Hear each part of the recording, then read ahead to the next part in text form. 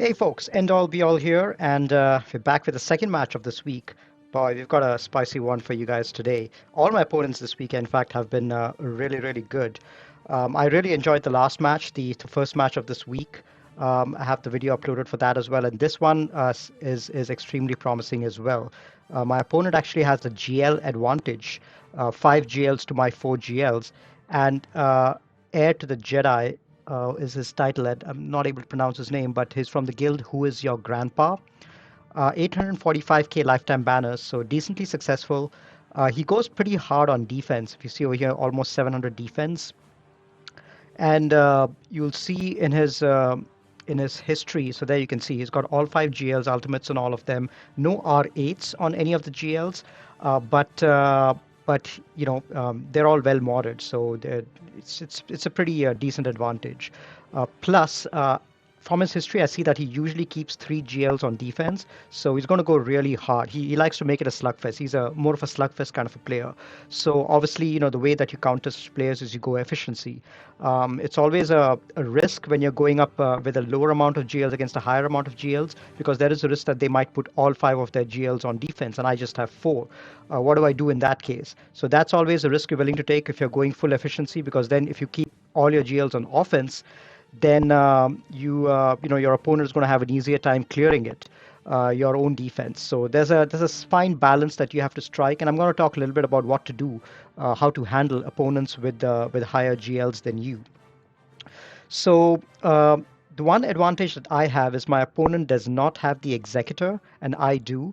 So on the ship side is where I have a slight advantage. But I had a feeling that my opponent was going to press his advantage in the GL side of things. So basically having more GLs than me, that is an advantage that my opponent has over me. And if I take a look at his defense, I see over here that they've set all 5 of their GLs on defense on me, which really got me worried, because I'd saved all 4 of my GLs on offense, but I still need to do something for the 5th GL, especially after the fixes. Taking down a GL without a GL of your own can get tricky. So here you see on the top, and he's kept all good versions of the teams as well. The SLKR with Hux and First Order. So Hux is there with tremendous synergy with SLKR, reduces his cooldowns, enables him to go again, doesn't allow the enemies to take turn meter, to gain turn meter. You've got Red Trooper in there with Sith Eternal, which might make it tricky as well, and then you've got Rey in there with Han and Chewie. In my opinion, it's a bit of a waste, but it is a tough team to take out, especially if you don't have the right counter against it. I know that SLKR also struggles against it at times. And then down south, so 3 GLs up top. Down south, he's kept 2 other GLs. He's kept the Basti JML Watt version, which can get extremely. It's a one-trick pony. You've got Watt in there.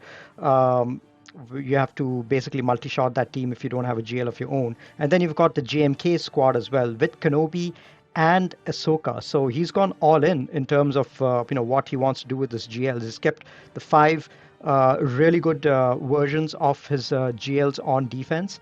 And then the other squads are mostly cheese. Over here, if I see, Talzin and Mando, is really not that great squad. So I think the strategy that he's gone with, I was sure at this point that at the back also my opponent would only have cheese. The strategy that he's gone for is 5 of the best GL comps on defense, and everything else cheese. And he's hoping that I'm only able to clear 4 at the max, even if I keep all 4 on offense, and then not able to clear the other. And if I keep any of my GLs on defense, I probably won't be able to clear either of the zones on top or bottom. So it's a very bold strategy and something which could potentially work against me.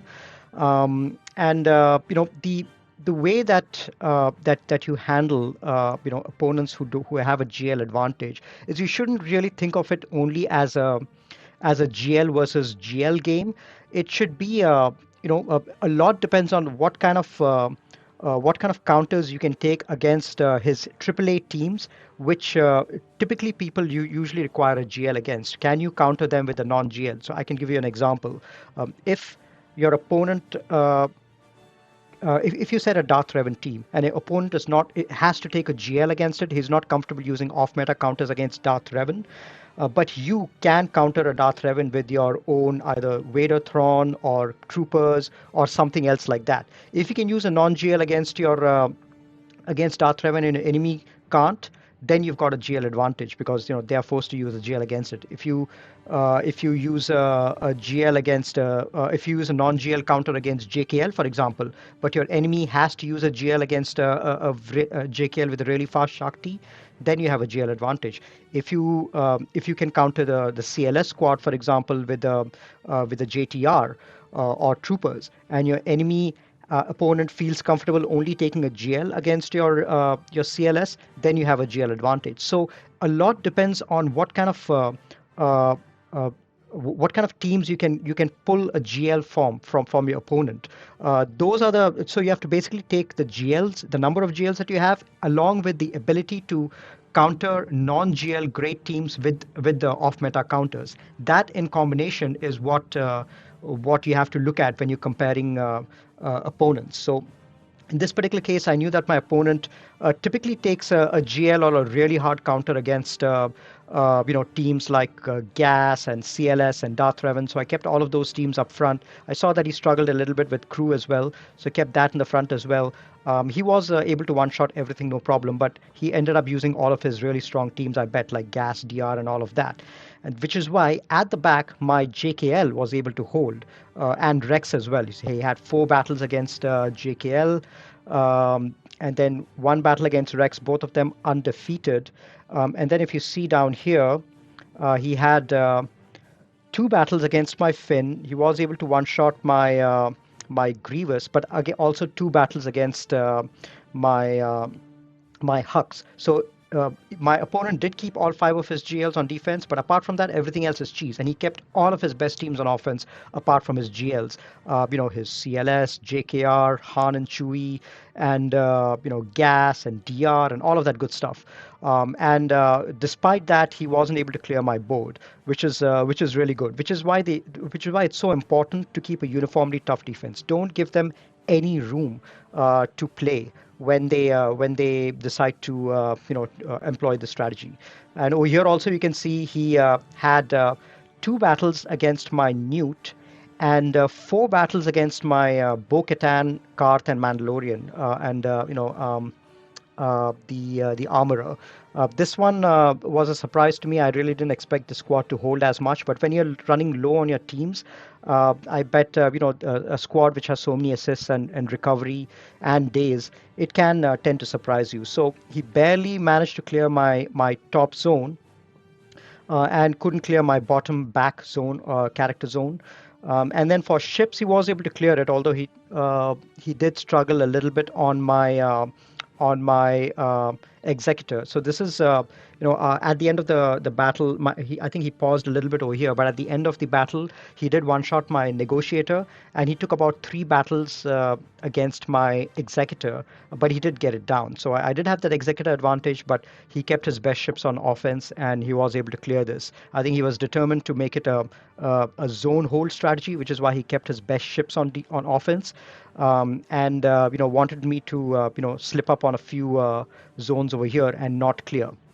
So that's the situation now. We are in a really dicey spot because my opponent has, I was at this point sure that he would at least clear the executor, the fleet zone. And I have 1 hold on the character zone, but that still means I need to clear 3 zones in order to win. And that means I need to because clearing 2 zones is not enough. I can't just clear the bottom 2 zones and expect to win, because if he clears my executor, then I'll be out of luck. He'll have cleared 3 zones. I would have only cleared 2 zones. So that means I need to clear both the GL squads to win. Both the GL zones, the top zone with 3 GLs and the bottom zone with 2 GLs. Now, looking through the GL comps, I knew that I had to figure out which since I have only 4 GLs, I need to figure out which 5th GL of my opponent I can whittle down and take off meta counters against. And I decided that that was going to be the JML, the Jedi Master Luke squad with Basti and Watt. Now that squad is you don't have the GL in the lead, so all of the lead bonuses is not going to happen. You have You have the JML is never going to reach his ultimate. He's the only GL who, if he's not in the lead, he can. It's very, very difficult in PvP at least to reach the ultimate. So that's something else which is going for me. And it's a, like I mentioned, it's a one-trick pony. You have Watt in there who's giving all this stuff to JML.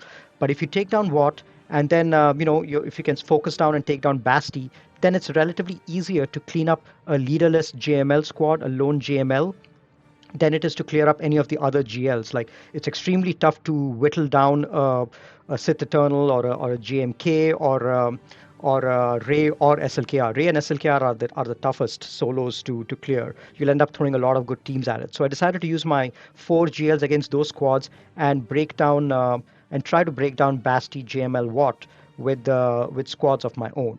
Now, I wanted to go and attack that battle first because I needed to know if I'm successful over there or not before deciding what to do. So what I wanted to do was take out Watt first, and I used Jedi Knight Revan, Han, and Cam in there. I wanted a high dealing offense Jedi. Now, over here, typically in the past, people have taken gas, and that has done a decent job of one-shotting. You need to make sure that you one-shot Watt over here and not allow him to put the tank tech on JML. That's when you'll be successful in one-shotting this team, because then you can focus down Basti, and then you can, if you can survive long enough, you can focus down on JML and take him out. But with so many people having R7 watts, and my opponent also has an R7 watt, it was really difficult for me to do that. So you can see over here, I was able to stun Watt, and I was able to go and go against him and try to almost take him down, but he just wasn't. I just wasn't able to take him down. He was in yellow, and he did manage to get the tank tech out on Jedi Master Luke. So I at least have Watt down. So now I can, try to see if I can, even if I fail versus this team. My goal right now is to at least try to take down Basti if I can. Maybe land a big hit with Watt in there, with Cam in there, and try to at least take down Basti. If that happens, then cleaning up a lone JML is way easier. But you can see over here, my cam got ability blocked, and there's no way really for me to ignore the taunt. I just have to wait for the Jedi Knight Revan's um, mark ability to come around. But that didn't come along, and this guy did too much damage, and I lost the battle. So anyway, at least I was successful in getting Cam out. But now I need to figure out what I need to do to take Basti out, because against a Jedi Master Luke, I was planning to take in the JTR squad. So I wanted to take in high damage characters to take down Basti, and then with the third battle, I can then go in and use my JTR against JML. Now, since I've already used Han, my Chewbacca is lying useless over here. So I thought I'll use Chewbacca over here and Boba. Boba it's an R8 Boba with high damage. Uses lead to get the extra 50% bonus, and then take the Mandalorian Beskar armor in there. To not for the whistling birds, but just to provide some healing for these guys, because I knew that JML is going to get my characters into yellow pretty often, and Beskar Mandalore and Bam is going to be able to heal up these guys and put damage immunity on them, and at least delay their inevitable death by a little bit to allow me to kill Basti. So that was the goal from this team, and it helps that. Boba will not be able to get stunned because he's got guard on him, and he won't be critically hit as well. But yeah, unfortunately over here, Chewie was dazed, which is really unfortunate. But my goal over here is to try to get rid of Basti as soon as I can. So with that, I got rid of all of a bonus protection, and there you see Bam came in helpful, handy over here. The moment Chewie dropped to yellow health, he was able to save him with damage immunity. Now, this guy is, I think, programmed to go after Chewie for whatever reason, but R8 Boba was able to get the job done, and he was able to take down Basti altogether. So now, now that Basti is down, I can go in with my JTR squad and clean this up. I just need to, I had no hope of taking down JML just like that with these two characters. So main job that Beskar Mando had, which was just keeping these guys alive till I was able to take out Basti with Boba. That job has been accomplished. So we can just die now and just come back in with with a squad to take out Jedi Master Luke. Without Basti's leadership and without Watt in there, it's pretty easy to take out Jedi Master Luke. So that's what we're going to do. We're going to take in our JTR squad now. And JTR is with JTR. I think the team that I really prefer to take is JTR, BB-8, and Veteran Han, because Veteran Han has got a stagger ability on basic, which means you can completely prevent Jedi Master Luke from taking a turn. But in this case, I have Veteran Han on defense, so I decided to take in these characters. And instead of doing the hide ability over here, because I've got buff immunity, I decide to wait on using the stealth, because I want BB-8 to be out in the open. That's extremely important, because with BB-8 out in the open, every time that he gets attacked, he will go and call another resistance ally to assist. So that is going to be great. And then with healing immunity from JTR, all the foresight which is going around, and with the exposures on there, I should be able to control this guy and take him out before the timer runs out. It takes a while, but with all the abilities with which we can reduce the TM, expose and using special ability while enemy is exposed reduces TM. JTR reduces TM on her special as well. So it's really great. This is a really great control squad, which is pretty comfortable to take against as a cleanup against Jedi Master Luke. It takes a while, but you need to always make sure that your stealth is on BB-8, just so that he is always out in the open. He always has foresight on him, which is what makes him take the hits from JML much better. And with all the ability block that JTR has, you can really prevent this guy from doing anything much. Now there's buff immunity on R2 again. I again save the stealth, and now when I get stealth again, I do it because I need to wait for the buff immunity to go away. I don't want R2D2 out in the open. There you see, all that foresight is what really makes it great for BB-8 to be out in the open. So we got him down to yellow health now, so almost done. Again, reducing his turn meter, taking plenty of turns. We only, we're about halfway through, 2.5 minutes in, and we are already at our second illuminated destiny, which is great. As I mentioned, Han is also great in here, Veteran Han, just because he staggers and pops the staggers pretty frequently, and with that as well, you really avoid the enemy JML taking a turn. But this one works pretty well as well, especially for full banner recovery. Well, full as in I lost 30 banners, obviously, because it was a triple shot, but 24 banners is not bad against a GL, especially if you're not using a GL of your own. Now I just need to take out the other GLs with my own. So against the JMK squad, this is a pretty popular counter, SLKR with the Night Sisters. A lot of people love to take Acolyte, and that's actually a pretty reliable counter as well, because Acolyte goes into stealth almost immediately whenever he chooses a basic, and these guys don't have any AoE, so Acolyte is always going to be under stealth and Zombie is always going to be out in the open. I just felt I needed to take in Daka in there for a couple of reasons. One, I really didn't think I'll need Daka anywhere else because the rest of his teams are cheese. Second, I like Daka's stun, and your General Kenobi is almost always going to be under stun, but Daka has got an ability to stun on her basic two people. So if the stun lands on Ahsoka, then that's a bonus, as one less person to worry about. Another reason is in case SLKR goes low on health, or if he gets targeted and attacked and he gets low on health, or he dies, then Daka is there as a backup to revive, or at least to heal him up. Although that really hasn't happened in any testing of mine, but it's good to have that insurance just in case, because I needed to be able to one-shot all of his GLs using GLs. I have no room to miss with a GL against any of these other enemy GLs. So that's why I decided to take in the best version of this team, which is Daka. So you can see over here, these guys are really leaving the rest of my characters alone and just going after Zombie, which is perfectly fine with me. You can see over here, I managed to land a stun on Ahsoka, which is, why I love Daka so much in this comp. With this, I believe I'm able to take care of Kenobi. No, he triggered his version of the Savior, JMK's version of the Savior. And then trying to land a stun again, did not land, but yeah, there we go. Now Kenobi is out, and I've got 100% ultimate with SLKR. I can now go into ultimate.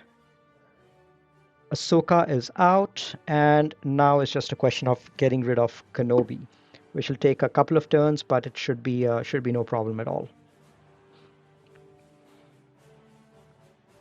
He has reached his ultimate probably for the third or fourth time, but all that doesn't matter. He really is not much of a threat to Kylo at this stage. All right. Do I do the poke over here? Yes, I do. I think I want to try to get him down as soon as I can. He's got about 370 stacks, which is good. So he's stacked up quite a ton of mastery as well. And it's just a question of time before I take him out for good. I think this poke finally does it. There we go, 300k damage. So this is out for 51 banners, which is usually par for the course. I just need to one-shot everything else apart from that one GL. So the other two teams over here are relatively cheese teams. So I just taken GBA against the BAM squad. It's not really a relic BAM, so nothing much to worry about. But even I've taken my Geos against even relic BAMs when I see them in 3v3, and it's really not much of an issue. All you need to do is dispel the taunt from IG-11, make sure you target BAM, and try to land a big hit on him with Spy, and then it's an easy job to clean up and end with full banners. Um, I like to leave IG-11 till the end just so that I can recover banners on him. Quill is pretty easy to take out, and there we go. Now we just have to delay a little bit on IG-11 and take him out, and then we should be good. This one is not a very highly relic IG-11, I think. My opponent is still developing the squad, which is why I think he likes to keep it on defense because it really can't take anything much out on offense. So 53 banners over here, a little bit of protection missing on one of the Geos. And then against the Night Sister squad, it's a highly relic squad. It's a R7 on Asajj, R5 each on Daka and Zombie. And this team can stun lock you for a while. There are a couple of them who got stun, and with the tenacity down from Zombie, a stun is almost unavoidable. So I decided to take in my Treya squad over here. My Treya squad is only G12, all of them. So this is punching above, but it's a pretty reliable counter over here, especially because I felt I'm really not going to use my Treya anywhere else. All you need to do is isolate Zombie so that she doesn't cause any problems anymore. And then you really don't have to, there's no danger in this team at all. Asajj, you really can't ramp up any damage because there's no deaths happening over here. And all you need to do is prevent killing any of the other Night Sisters until you get the Annihilate off. That's basically it. So you just skirt around them, try to avoid doing too much damage to them. If you start doing damage to one person, then just go shift to the other person until you get the Annihilate ability. Take out Asajj first; she's the main damage dealer, and stuns really don't bother the Treya squad because you can all debuffs get dispelled immediately. The only way in which Treya doesn't dispel any debuffs is if Plague was there. So if it was Talzin lead, for example, and everyone was plagued, then the stuns would probably stick. But in case of Asajj lead, there's really not much of a problem at all. You just have to wait till you get to two Annihilates. Annihilate Asajj first, then Annihilate Daka, and then you'll be good. Um, yeah. You don't want to kill any Night Sister before then because then a zombie will start taunting again and cause some problems. There we go, just one turn away from the Annihilate ability. Keep pain on everyone. And there we go. Now Daka is gone, and now we just finish off Zombie, and it's a pretty easy victory. So, yep. It's a pretty standard counter. Tons of people have used Treya against Night Sisters, and it really punches above its weight as well because Treya as a squad is really versatile. So 51 banners there. Now we get to open up the back to see what's there at the back. I had anticipated cheese at the back, so let's see whether that's what we actually have. And there you can see it is fully cheese squad. There's really nothing much in there at all.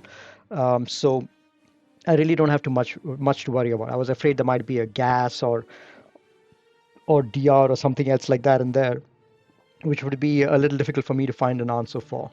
But now let's take out the other three GLs at the top. I do have three GLs of my own, so I need to take out the three GLs up top, and and then we will be in a much better position because the others are all cheese teams. Now against Han and Chewie, I like to take in my IG-11 and Quill because none of these guys can be stunned. Rey obviously is a JL; she can't be stunned. IG-11 dispels all debuffs on him, so even if he gets stunned, the moment he takes a turn, he dispels all debuffs on himself. And Quill also can't be stunned at all. Plus, these guys are extremely tanky. IG-11 especially.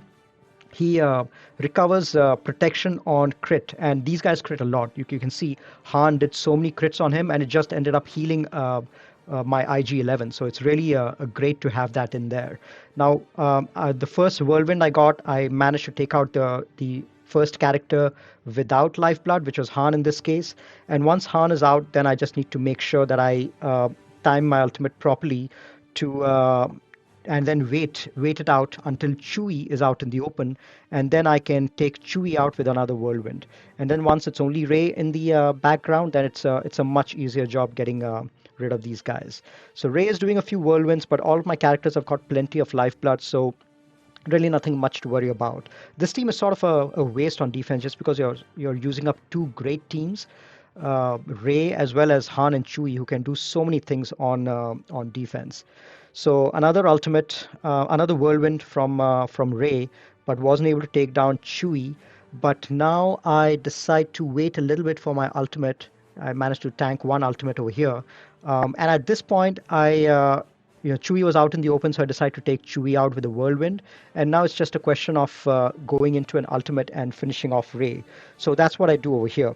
The moment I get my ultimate, Rey is alone out here, and my ultimate is probably going to do about 300k, 400k damage, and that should be enough to take out Rey. Yeah, it did about 287k damage. So Rey mirror was successful, 53 banners over there, and most importantly, one shot.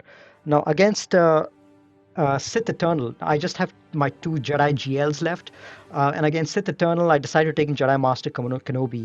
He's definitely much better than Jedi Master Luke against Sith Eternal. Sith Eternal is a hard counter to Jedi, but Jedi Master Kenobi with the right damage on his team comp can do a decent job against Sith Eternal just because of the healing immunity that he applies. So I give the cooldown reduction to Cat over here.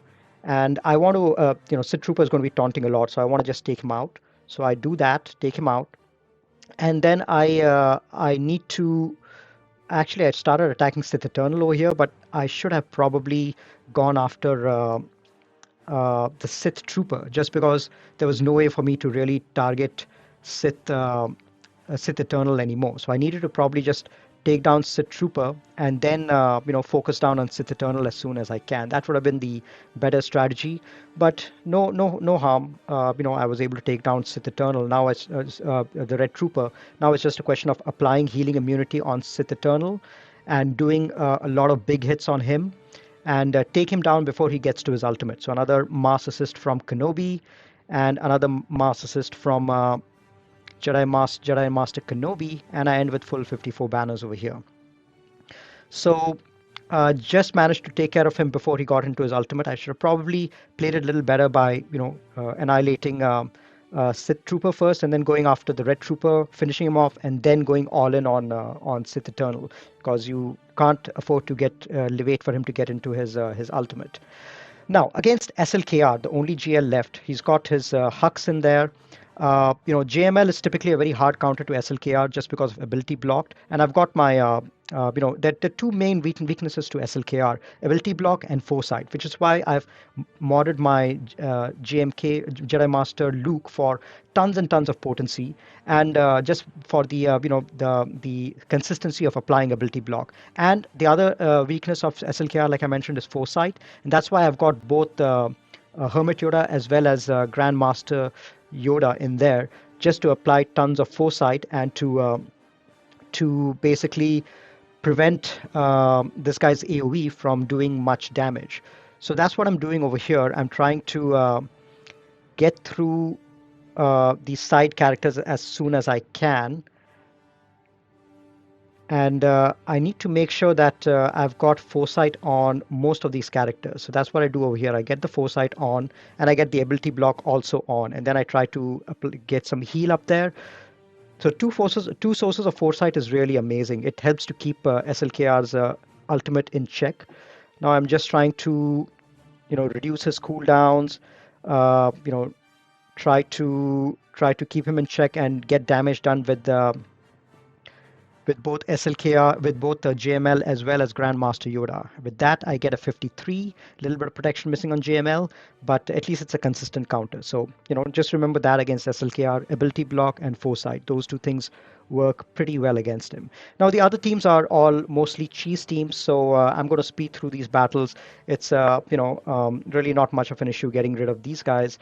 There's a GBA squad over here. Geos is Vader has always been a good counter against GBA, but in this case, after the nerf, his Culling Blade doesn't seem to one-shot Spy, even though he had a decent amount of debuffs. He wasn't able to one-shot him, so I had to rely on basics in order to be able to take that out. But no big deal. I'm able to get through that with 54 banners. So I can throw my best teams, whatever I have remaining, at the other characters, other teams, and one-shot them for maximum banners. That's going to be my goal here. So 54 against the Geos. Let's see if I'm able to get 54 against the other squads as well. Stormtrooper Han, Watt, and Wampa is another amazing squad. And especially against Mon Mothma, especially if it's not the turn meter train version of Mon Mothma. This is a great squad to take in. Mon Mothma teams typically don't do much damage. They do tons of individual hits, which is great for Stormtrooper Han because with each hit he recovers protection, and Wampa is able to do extra damage versus rebels. So and yeah, you see over here he's got no great ships over there as well, but yeah, was able to 54 the top two teams. And now here I take my Bad Batch against the Separatist squad. Bad Batch is really great against First Order and Separatist squads, the B squads that you have over there. There's tons of control that these guys have, stuns and turn meter reduction and all of that good stuff. And because these guys go into under stealth, even if Dooku is around, he's not able to counter back just because these guys are under stealth. So there you see, I took out Dooku no problem at all. I need to cleanse these guys and see if I can recover my banners on them. Was able to take out Newt. Now it's a question of recovering banners on the rest of them. And with the amount of banner recovery abilities that these guys have, it's reasonably easy to recover full health and full protection with these guys. You just have to know which ability recovers protection. There we go. And then with that, all my characters are already at full health and full protection, despite Django taking a big chunk out earlier. And I end with 54 over here as well.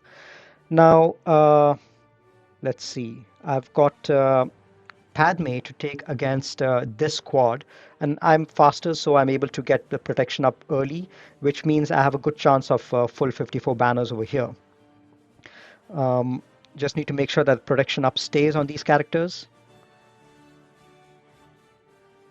There we go, another big protection up, and again 54 with Padme as well, which is a great outcome. Now the Kira is a timeout team. It's got really no damage dealers in there. There's Vandor and there's L3 in there. So I take my own Mandalorian Bando team with Bosk. He's great for these timeout kind of teams, which really don't do much damage. So just disintegrate them one by one. That's basically how you do how you play this squad. Get to contract as soon as you can, which is go around, taunt and attack Vandor and then take care of them. So really really great squad over here. Managed to annihilate or disintegrate L3, and now I just have to take care of Vandor, which shouldn't be much of a problem. And there we go, 54 banners over here as well. So far getting all 54 banners on all the non-GL teams. that we saw at the back.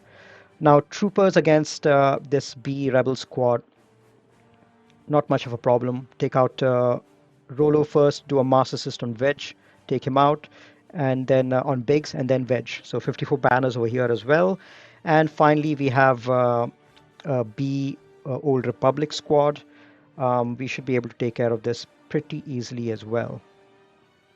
And for this, for banner recovery or for banner retention, I decided to take in Basti squad. I still have a couple of B-level Jedi over here. So I'm taking Basti, Ayla, and Jolie. This should have enough damage to get the job done. Basti's got tons of buffs, and Ayla can control these guys really well with stuns. So that's really great. And she does tons of damage on her own as well, especially buffed up with Basti and with the the bonus protection, which gives extra offense to Jedi. So yeah, Ayla was able to get a decent job done and get 54 over here. So all other teams I got 54 in, except for the couple of teams up front and all the GLs. But yeah, pretty decent job on the character zone. And now we need to just take out the ships. My opponent did keep all the best ships on offense to take out my executor. So I have relatively easy ships to go up against over here. Rebel, I always prefer a Rebel mirror, especially if I have Biston and they don't. And my goal is to take out the Rebel Y-Wing first through an assist, and then take care of Biggs through the mass assist over here. And then just go after Han and take him out. So there you go, 65 banners, pretty simple. And then against Holdo, there's no Houndstooth in there, so I just taken my own Malevolence fleet. And yeah, you really don't need anyone else. One tank is more than enough. I mean, I probably didn't even need that, but just wanted to make sure I one-shot everything. So went ahead and applied stun, but the Holdo ship managed to cleanse everyone. So now I just have to get buzz droids on everyone and take out the enemy Rey scavenger ship as soon as I can. So I get in my spy, get rid of the scavenger ship, and now it's just a question of getting through the others with buzz droids, and then it'll be fine. So yeah, not much ships left. There's just one resistance fleet left, resistance pilot, so it's an easy enough job cleaning it up. There you go, just a couple of non-resistance fleets left. Jedi Counselor and young Lando's Millennium Falcon. So pretty easy job cleaning these guys up as well for 61. So ship zone also has been one shot, and we end with a total of 31-29. Which is a good enough score for triple shotting one team out front, which cost me 30 banners, but at least it ensured the full clear. I just needed the full clear in order to win. My opponent in the end was not going to clear me. I knew that. So banners efficiency really wasn't that important. So overall, pretty happy with this particular outcome.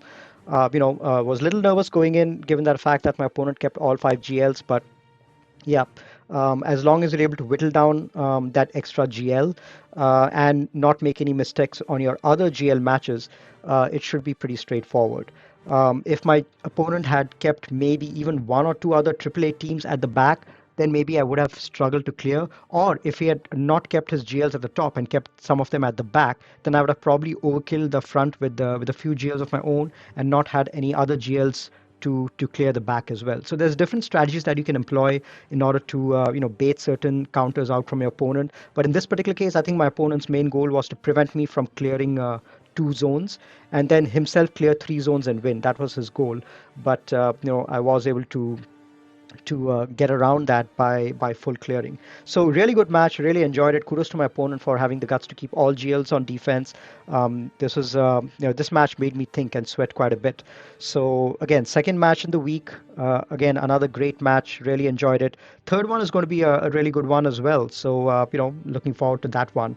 My opponent has got a 6-star executor just like me. So it's and the same number of GLs as me. So we are on an even playing field. It's got 900k lifetime banners. So this week is actually my opponents have been hitting it out of the park in terms of the caliber of the roster that I'm going up against and the caliber of the player. So pretty thrilled with this week of GAC. If we win our last battle tomorrow, then we'll be undefeated for the season, which is a great record to have. I'm really looking forward to that. Just hope I can make it through. All right, so that's it for this match.